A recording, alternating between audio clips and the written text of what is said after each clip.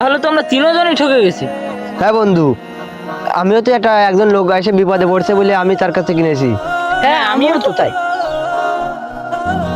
হঠাৎ মাও অসুস্থ, অনেক টাকা লাগবে। এত টাকা কোথায় পাবো? কে আমাকে দেবে? মানুষের সাথে যে ব্যবহার করেছি তারা কি আমাকে টাকা দেবে? আর কি করার, মা যদি চলে যায় তাহলে তো আমার বেঁচে থেকেও লাভ নাই।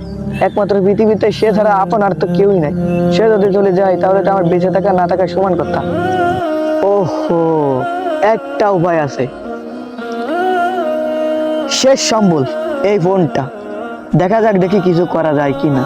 দেখি এটা বিক্রি করে মায়ের চিকিৎসার খরচটা জোগানো যায় কিনা। যাই। ভাই ভাই, আমার মা অসুস্থ ভাই, আমার অনেক টাকা লাগবে ভাই।